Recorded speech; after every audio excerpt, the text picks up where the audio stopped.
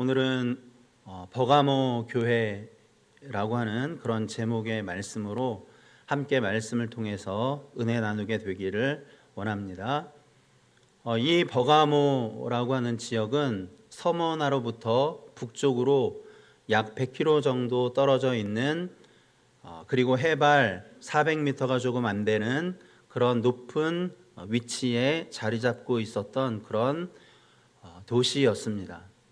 그리고 문화가 발달되었고 종교가 발달되었고 정치가 발달되어진 그런 곳입니다. 문화적으로는 이집트의 알렉산드리아에 있는 도서관이 제일 큰 도서관이래요. 그때 장서가 약 50만 권 정도가 있었는데 버가모는 그 두 번째로 20만 권의 장서를 가지고 있는 그런 대형 도서관이 있었습니다. 그리고 특히 의학이 발달되어져 있고 그리고 의술이 발달한 그런 곳이었습니다. 양피지를 그때 당시에 양피지를 많이 생산하는 그런 지역으로 알려져 있었습니다. 그리고 종교적으로는 그곳에 12m가 되는 그런 제우스 신전이 로마의 주신인 제우스 신전이 있었고요. 들어서 있었고 그 다음에 디오니소스 힘의 상징으로 알려진 어떤 바카스 혹은 미네르바 이런 신전들이 세워져 있었습니다. 그리고 버가모 지역에는 아우구스투스 황제를 숭배하는 그런 신전이 있었고 요한계시록이 쓰여질 당시에 황제였던 트라이안 황제의 그런 예배처소도 그곳에 있었던 것으로 그렇게 여겨질 정도로 그것은 종교적으로 되게 번성한 그런 도시였습니다. 그리고 특별히 그 버가모 지역에는 아스클레피오스라고 하는 그런 신전이 있었는데요.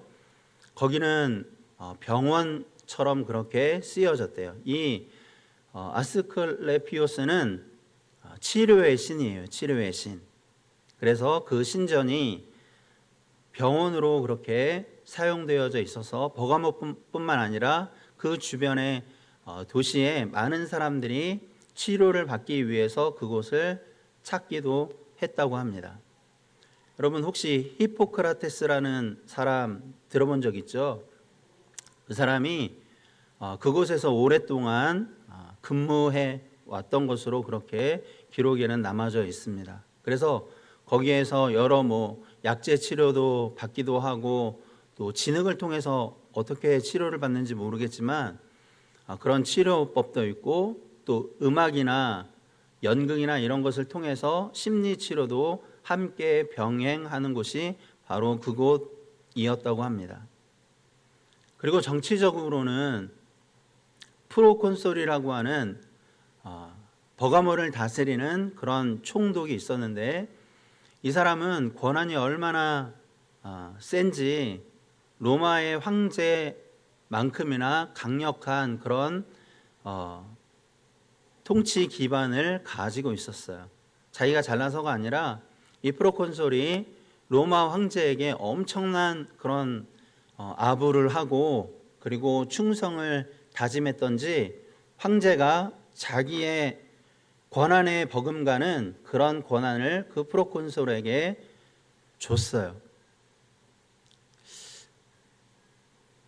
소아시아 15개의 국가 중에서 사형 판결을 내릴 수 있는 그런 지역은 오직 버가모 지역밖에는 없었어요. 그러니까 이 프로콘솔이 사형을 집행할 수 있는 사형은 오직 로마 황제만이 집행할 수 있었는데 그때 당시에 근데 이 버가모의 프로콘솔이 그런 사형 집행권도 가지고 있었어요. 그래서 그 지역의 사람들은 자기 지역을 가리켜서 정의의 칼이다 하고 그렇게 생각을 하고 있었고 거기에 대한 자부심이 굉장히 많았어요. 여러분이 사는 동네가 어디예요? 여기는 은행동이고 어떤 분들은 서창동에 사시기도 하시고, 어떤 분들은 부천에 중동에 사시고 상동에 사시고, 저 같은 경우엔 정왕동에 살고. 근데 여러분 혹시 은행동에 사는 것에 대한 자부심이 혹시 있으세요? 프라이드가 있으세요? 나 은행동에 살아, 나 정왕동에 살아, 나 부천에 살아. 그런 자부심, 그런 프라이드가 있으세요? 버가모 사람들은 버가모 지역에 산다는 것에 대한 굉장한 자부심이 있었어요. 그리고 사람들이 그곳에서 사는 사람들을 동경했어요. 나도 버가모에 한 번쯤은 살았으면 좋겠다. 저는 옛날에 레미안에서 한번 살아보는 게 꿈이다. 레미안. 또 롯데캐슬 보면 나 롯데캐슬에서 한번 살아보고 싶다. 캐슬이잖아요. 그런 마음이 있었어요. 근데 이 버가모 지역에 사는 사람들은 거기에 산다는 것에 대한 굉장한 자부심을 가지고 있었단 말이에요. 그리고 사람들은 다 한 번쯤은, 죽기 전에 한 번쯤은 버가모 지역에서 한번 살아보고 싶다 하는 그런 생각을 가지고 있었던 거예요. 예수님께서 요한을 통해서 버가모 교회 사자에게 편지하는데, 그때 예수님 자신을 뭐라고 소개하고 있습니까? 12절에 있는 말씀을 우리 같이 한번 읽어보겠습니다. 시작. 버가모 교회 사자에게 편지하라. 좌우에 날선 검을 가지신 이가 이르시되. 뭐죠? 예수님이 예수님을 뭐라고 소개하고 있습니까? 좌우에 날선 검을 가지고 있다고 말씀하셨어요. 16절에는 내 입에 검으로 싸우리라 하고 이렇게 말씀하고 있는 것을 보게 됩니다. 자, 그때 당시에 사용하던 칼이 두 종류가 있었어요. 하나는 마카이라라고 하는 그런 칼인데, 그 칼은 약 한 45cm 정도, 45cm 정도면 성경적으로 말하면 한 규빗 되는 거예요. 들어보셨죠, 여러분? 한 규빗. 한 규빗 아시죠? 팔꿈치에서부터 맨 끝에까지가 한 규빗. 그래서 한 약 45cm 정도 된다고 해요. 그리고 또 하나의 칼은 롬파이어라고 하는 그런 칼이에요. 손잡이가 60cm 정도 되고, 그러니까 아까 마카이라의 칼보다 그 손잡이가 더 크잖아요. 45cm고 벌써 손잡이만 60cm니까. 그리고 칼날의 길이가 90cm 정도, 거의 1m 정도 되는 거예요. 근데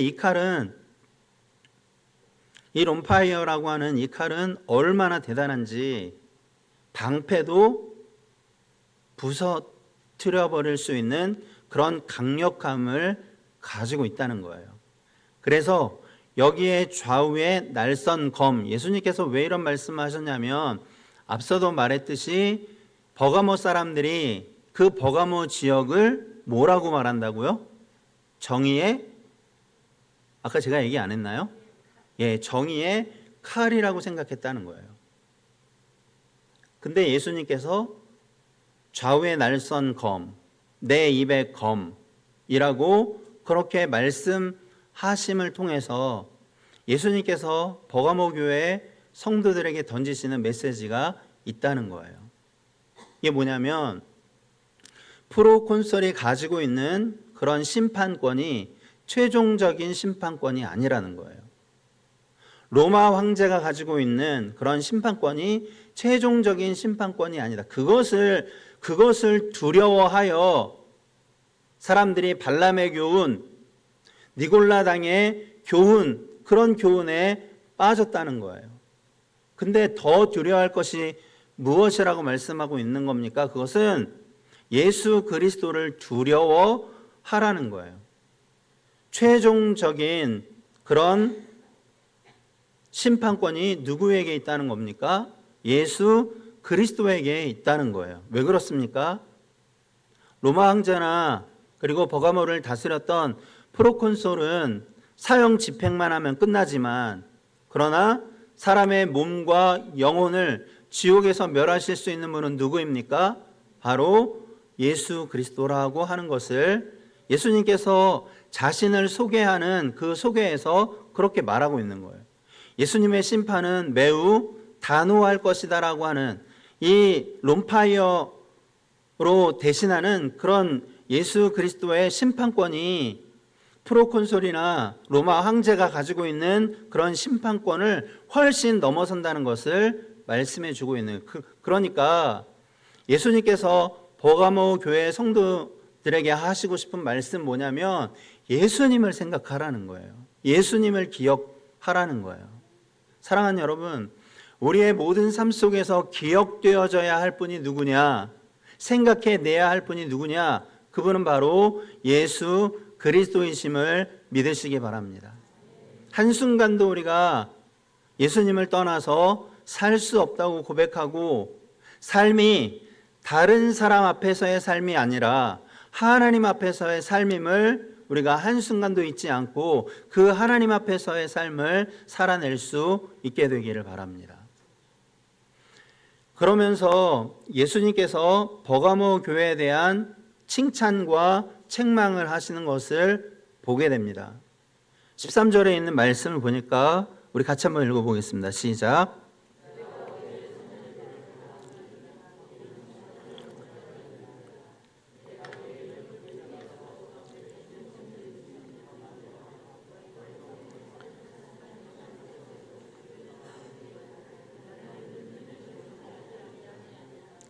예, 13절에 있는 말씀 보니까 그리스도인들이 버가모 교회 성도들이 살고 있는 데가 어디라고 말하고 있습니까? 뭐가 있는데? 사탄의 권자가 있는 데라 하고 이렇게 말하고 있어요. 제가 앞서도 말씀드렸죠. 종교적으로 발달되어 있는 그런 도시예요. 뭐 다른 여러 지역에도 그런 신들이 많이 세워져 있지만 특히 이 버가모에는 많은 그런 신상들이 세워져 있었어요. 그래서 제우스 신을 섬긴다든지, 아니 제우스 신만 섬기는 게 아니에요. 제우스 신도 섬기고 아스클레오피우스라고 하는 치료의 신도 섬기면서 뭐 바카스나 미네르바나 혹은 디오니소스나 이런 신들을 함께 섬기고 있는 거예요. 그런데다가 황제의 숭배의 전성기가 그곳에서 계속되고 있는 거예요. 서머나 지역은 황제의 숭배를 처음으로 시작한 곳이에요. 근데 황제의 숭배가 꽃이 피었던 곳은 버가모예요.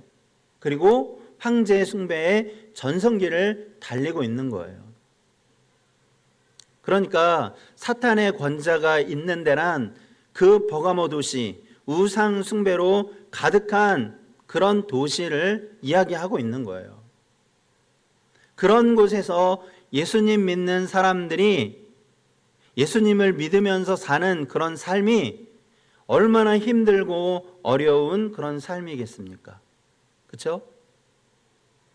우상 숭배를 강요받고 특히 황제를 숭배하는 황제 숭배를 강요당하는 그런 삶 속에서 어떻게 믿음을 지키면서 살 수가 있겠습니까? 힘든 일이에요. 어려운 일이에요.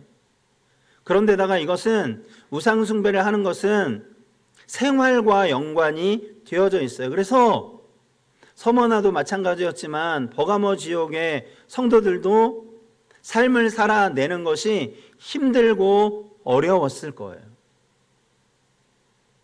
사람들은 그렇게 말하겠죠. 넌 뭔데 그렇게 너만 특별한 것처럼 그렇게 신앙생활 하냐. 그런 사람들이 여러분 많지 않았겠어요? 아니 하나님도 섬기고, 야 니네가 믿는 하나님도 섬기고, 그리고 다른 이런 신들도 섬기면서 황제를 숭배해야지. 황제 숭배하는 건 그냥 우상 숭배가 아니야. 국민을 해야 국민을 해. 여러분, 일제 강점기 때 모든 교단에서 신사 참배하는 것을 통과를 시켰어요. 그래서 주보에 뭐라고 나왔었냐면, 그때 당시에 그 일본의 신사에 참배하는 거, 그 황제를 숭배하는 거, 이걸 국민 의례처럼 그렇게 순서에 넣어놨어요. 그러니까 황제 숭배는 그냥 국민 의례와 같은 거야. 국민 의례 해야지 하고 사람들을 유혹했어요. 사람들이 그 말을 들을 때 어땠을 것 같아요? 혹하지 않았겠어요? 그리고 이것이 생활과 삶과 연결 지어져 있기 때문에 이것이 혹하지 않을 수 없었다는 거예요. 그런데다가 안디바라고 하는 그런 순교자, 바울의 뒤를 이어서 버가모를 담당했던 그런 담임 목사격인 이 안디바가 순교를 당했어요. 자, 안디바가 어떤 의미를 가지고 있냐면, 물론 그때 당시에 안디바라고 하는 그런 이름은 많은 사람들이 그냥 쓰는 그런 이름이에요. 뭐 요즘으로 흔히 말하면 뭘까요? 우리나라식으로 이야기하면, 우리 어렸을 땐 철수하고 영이었는데 지금은 뭔지 잘 모르겠어요. 그렇죠? 저희 세대 아닌 척하지 마시고 저희 세대는 철수야 영이야였잖아요. 그런 것처럼 안디바라고 하는 그런 이름이 그냥 흔한 이름이었대요. 그냥 흔한 이름이었다고 하더라도 그 이름이 갖는 중요성이 있어요. 안디는 그냥 안티라는 하는 말이 안티라는 말 뭔지 아시죠? 안티는 반대하다라고 하는 뜻이에요. 안티, 반대하다. 반은 어떤 뜻을 가지고 있냐면 동질화하다 혹은 동화되다, 이런 뜻이에요. 그러니까 동질화되는 것을 뭐 한다는 거예요? 반대한다는 거예요. 동화되는 것을 반대한다는 거예요. 뭐에 동화된다는 겁니까? 니골라당의 교훈에, 그 교훈을 우리가 반대한다는 거예요. 발람의 교훈을 반대한다는 거예요. 이 발람과 니골라당은 똑같아요. 그 교훈이 동의어로 쓰였어요. 발람의 발은 무슨 뜻이냐면 백성을 이기다, 삼키다 혹은 물들이다, 이런 거예요. 람은 백성이라는 뜻이에요. 그러니까 백성을 물들게 하다라는 거예요. 백성을 삼키다라고 하는 그런 뜻이에요. 니골라도 마찬가지예요. 니콜도 그런 뜻을 가지고 있고, 라는 백성이에요. 그러니까 백성을 물들게 하는 거예요. 사람들을 물들이는 거예요. 그래서 그것을 통해서 행음하게 하고, 행음한다는 것은 성경적으로 하나님을 떠나서 다른 우상을 섬길 때 특히 많이 하는 그런 말씀이잖아요. 이스라엘 백성들이 바알부올 사건으로 인해서 거기서 우상에게 바쳐진 그런 음식을 먹음으로, 여러분 그때 당시에 우상에게 드려진 음식을 먹는 것은 뭐하고 똑같냐 하면 우상에게 절하는 것과 똑같은 거예요. 그때 당시에는 그래요. 그래서 우상에게 바쳐진 음식 먹는 것은 우상 숭배하는 것과 같은 그런 취급을 받는 거예요. 그러면 그들이 하나님을 떠나 우상을 섬긴 거예요. 아니, 하나님도 섬기면서 우상도 섬긴 거예요. 여러분, 하나님이 제일 싫어하는 거, 그죠? 하나님을 떠나서 다른 우상을 함께 섬기는 거. 이스라엘의, 유다의 가장 큰 문제가 뭐냐면 하나님도 섬기지만 다른 신도 섬기는 거예요. 그러니까 버가모 교회의 성도들 중에 많은 사람들이 그 니골라당의 교훈에 빠진 거예요. 하나님도 섬기지만 동시에 다른 우상도 섬기고 특히 황제도 섬기는 거예요. 그런데 안디바는 거기에 반대하다가 목숨을 잃게 되었다는 거예요. 그런 중에서도 이 버가모 교회의 성도들이 자기의 믿음을 굳게 지켰다는 거예요. 예수님을 믿는 그 믿음을 저버리지 않았다는 거예요. 자, 여러분, 믿음을 저버리지 않았다는 것은 어떤 의미입니까? 13절에 있는 말씀을 보니까 내가 어디에 사는지를 내가 아노니 거기는 사탄의 권자가 있는 데라. 내가 내 이름을 굳게 잡아서 내 충성된 증인 안디바가 너희 가운데 곧 사탄이 사는 곳에서 죽임을 당할 때에도 나를 믿는 믿음을 저버리지 아니하였도다 하고 이렇게 말하고 있잖아요. 내 이름을 굳게 잡는다. 그리고 나를 믿는 믿음을 버리지 아니했다. 이게 뭐예요? 굳게 잡았다는 건 뭘 말하는 겁니까? 내 이름을 저버리지 않았다는 것은 결국 뭐예요? 그것은 하나님의 말씀을 붙들었다는 거예요. 하나님의 말씀을 살아낸 거예요. 누가? 안디바가 그랬고, 그리고 버가모 교회의 성도들이 그랬다는 거예요.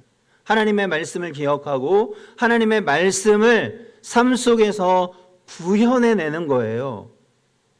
하나님의 말씀을 삶 속에서 살아내는 거예요. 여러분, 다윗이 그런 말을 했어요. 하나님의 말씀의 맛이 어찌 그리 단지요. 꿀보다, 송이꿀보다 더 단이다. 이런 말씀을 했잖아요. 그 말씀을 이렇게 생각해 보니까 우리가 말씀을 읽고 말씀을 듣는 것만으로도 그 말씀의 맛이 달게 느껴지잖아요. 아닌 것처럼 멀뚱멀뚱하시면 저는 뭐가 되죠? 네. 말씀의 그 성경을 읽을 때 그 맛, 성경 말씀을 들을 때 그 맛, 다윗이 그게 너무 단 거예요. 꿀보다, 송이꿀보다. 여러분, 송이꿀 드셔보셨어요? 송이꿀? 전 막 벌집채로 먹어봤어요. 너무 맛있어. 좀 꺼끌꺼끌 하긴 한데 너무 맛있어요. 너무 달아. 그래서 살이 안 빠져. 근데 여러분, 말씀을 읽고 말씀을 듣는 것만으로도 말씀의 맛이 단데 말씀을 삶 속에서 살아내는 그 맛, 다윗이 그랬던 것 같아요. 그냥 말씀을 들은 거, 말씀을 읽는 거 거기서 머무르지 않고 말씀대로 살아내니까 말씀의 맛이 단 거예요. 송이꿀보다 더 단 거예요. 여러분, 사울의 원수, 다윗의 원수는 서로에게 원수 같았을 거예요. 다윗은 그런 생각을 안 했었겠지만, 그러나 다윗의 시를 보면 다 원수에 대한 이야기가 나오잖아요. 그렇죠? 사울을 죽일 기회가 충분히 있었단 말이에요. 자기의 원수, 자기의 목숨을 노리는, 얼마든지 죽일 수 있었어요. 그런데 죽이지 않았어요. 원수 갚는 것이 누구에게 있기 때문에? 하나님에게 있기 때문에. 자기가 얼마든지 할 수 있었어요. 근데 자기를 앞세운 게 아니에요. 하나님을 앞세우고 말씀을 앞세웠어요.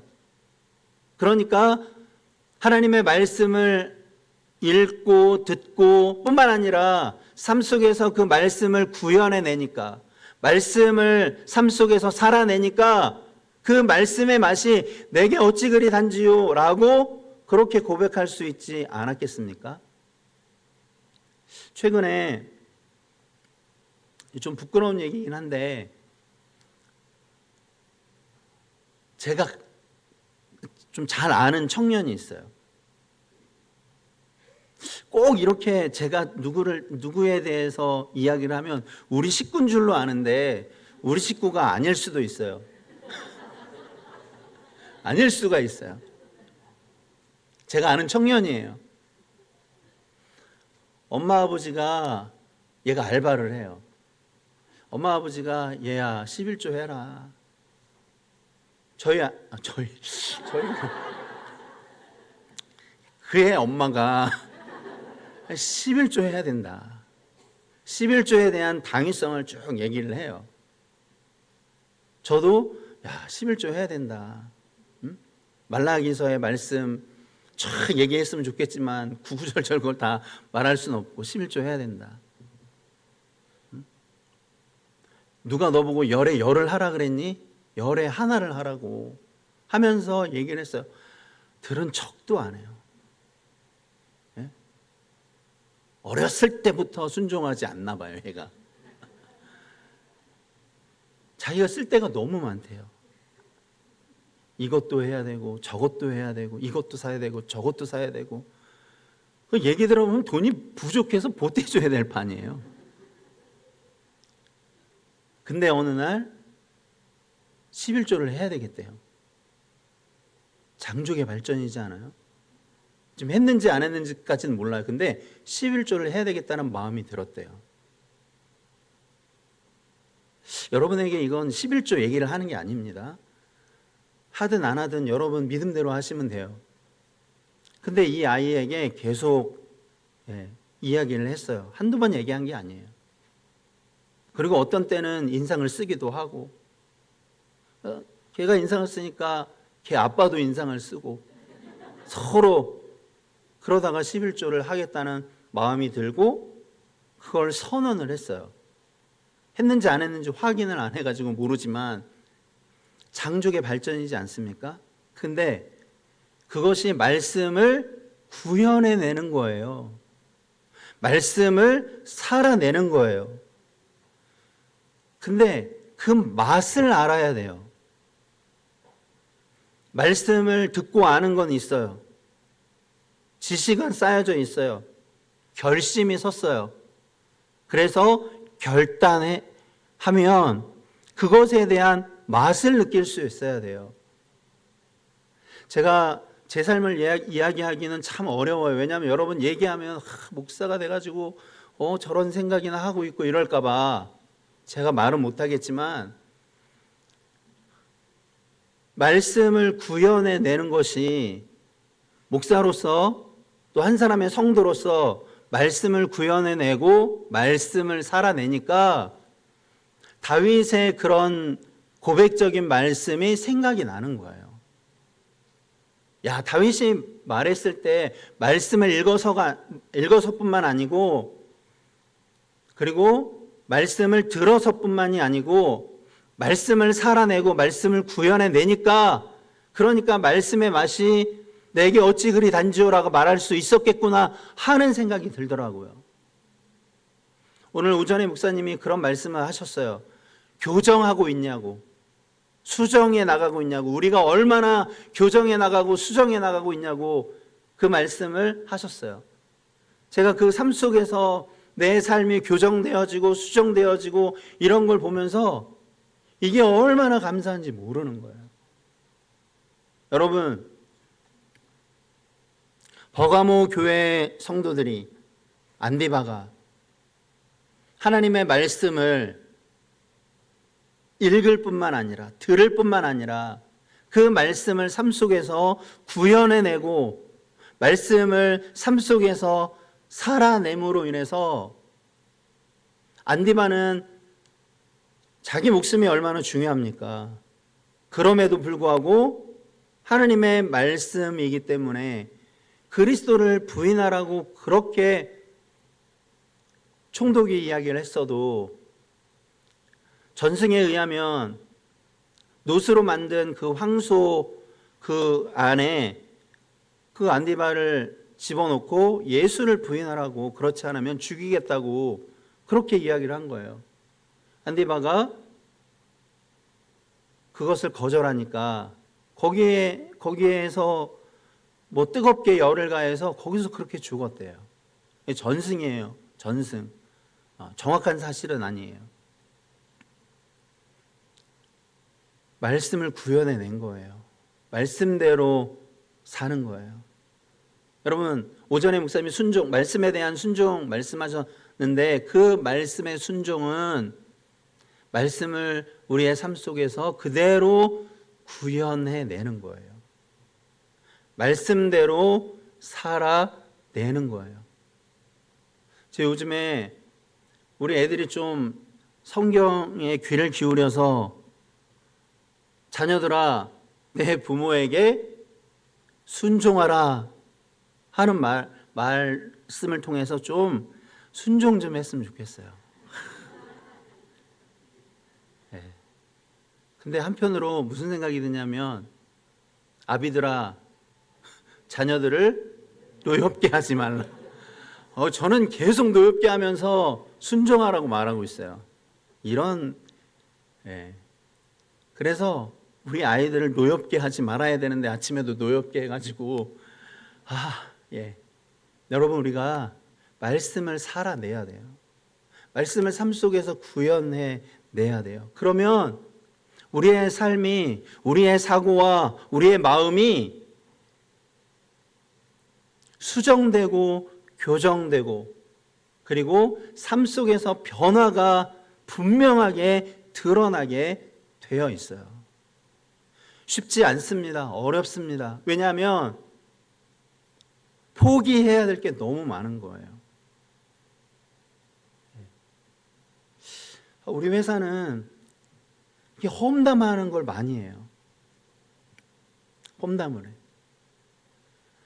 우리가 이제 점심시간에 식당을 가요. 근데 식당을 바꾼 지 얼마 안 됐어요. 원래 다니던 데는 사람이 너무너무 많아. 왜냐하면 음식이 뭐 거의 잔치상이에요. 근데 사람이 많으니까 줄이 길어. 잘 안 가게 돼요. 옮겼는데 거기는 먹었는데 배고파. 늘 그래요. 늘 그래요. 저는 그런 말 안 합니다. 워낙 많이 먹으니까. 근데 이 친구들은 밥 다 먹고 나서 나가면서 간식 먹었으니까 밥 드시러 가시죠, 이래요. 밥 먹었는데 항상 배고프대요. 원래 그러지 않았거든요.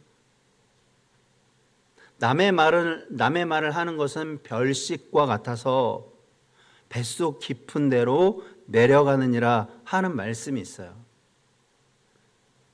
저도 그 친구들하고 함께 험담하는 일에 참여했다가 마음이 너무너무 불편한 거예요. 안 되겠다는 마음이 계속 드는 거예요.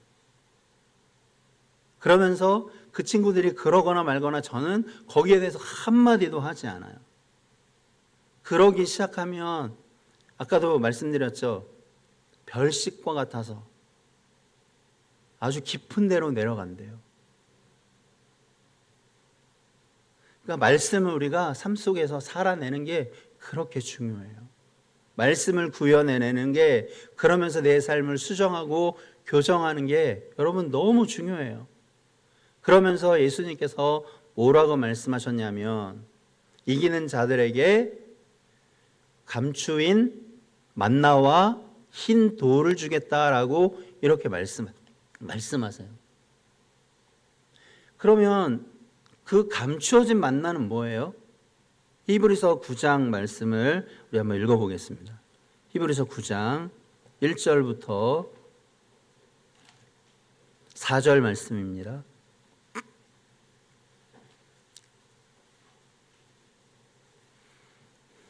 같이 읽겠습니다. 시작. 첫 언약에도 섬기는 예법과 세상에 속한 성소가 있더라. 예비한 첫 장막이 있고 그 안에 등잔대와 상과 진설병이 있으니 이는 성소라 일컫고, 또 둘째 휘장 뒤에 있는 장막을 지성소라 일컫나니 금 향로와 사면을 금으로 싼 언약궤가 있고 그 안에 만나를 담은 금 항아리와 아론의 쌍난 지팡이와 언약의 돌판들이 있고. 아멘. 자, 여러분, 언약궤 안에 십계명을 담은 두 돌판과 아론의 쌍난 지팡이, 그리고 한 가지가 뭐가 있어요?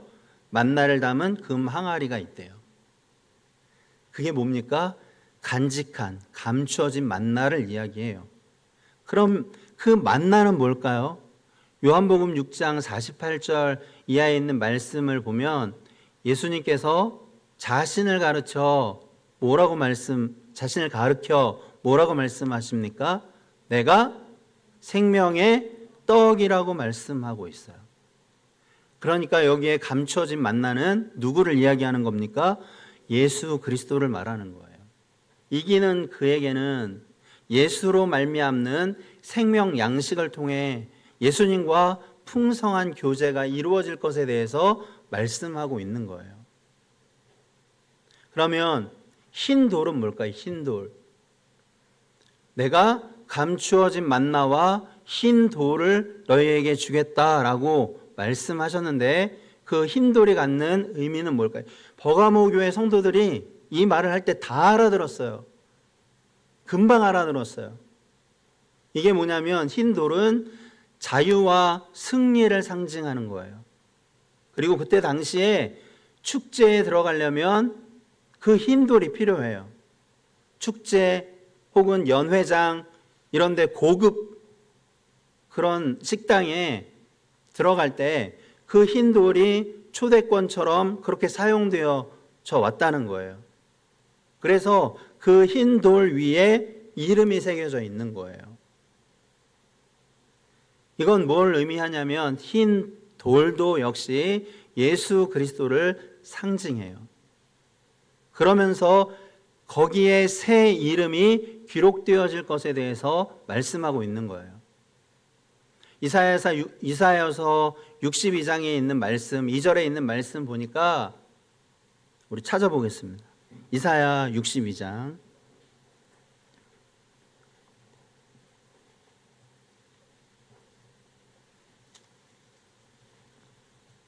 1절과 2절 읽겠습니다. 3절까지 읽어볼까요? 시작. 나는 시온의 의가 빛같이 예루살렘의 구원이 횃불같이 나타나도록 시온을 위하여 잠잠하지 아니하며 예루살렘을 위하여 쉬지 아니할 것인즉 이방 나라들이 내 공의를 묻 왕이 다 내 영광을 볼 것이요 너는 여호와의 입으로 정하실 새 이름으로 일컬음이 될 것이며 너는 또 여호와의 손에 아름다운 관 내 하나님의 손에 왕관이 될 것이라. 아멘. 여러분, 그 흰 돌을 주겠다는 거예요. 그것은 무엇을 의미합니까? 그 흰 돌 위에 이름이 새겨져 있다는 것은 예수 그리스도 안에서 우리가 새 이름으로 그 예수님에게 새겨질 것에 대해서 말씀하고 있는 거예요. 그리고 예수님께서 세상에 다시 오셨을 때 그때의 메시아적 그런 잔치에 우리가 초대되어서 예수 그리스도의 이름이 아니면 예수 그리스도에게 우리의 이름이 새겨져 있지 않으면 우리가 그 천국 잔치에 참여할 수 있을까요? 참여할 수 없어요. 이기는 그에게는 그런 천국 잔치에 참여할 흰 돌을 주겠다라고 그렇게 말씀하고 있는 겁니다.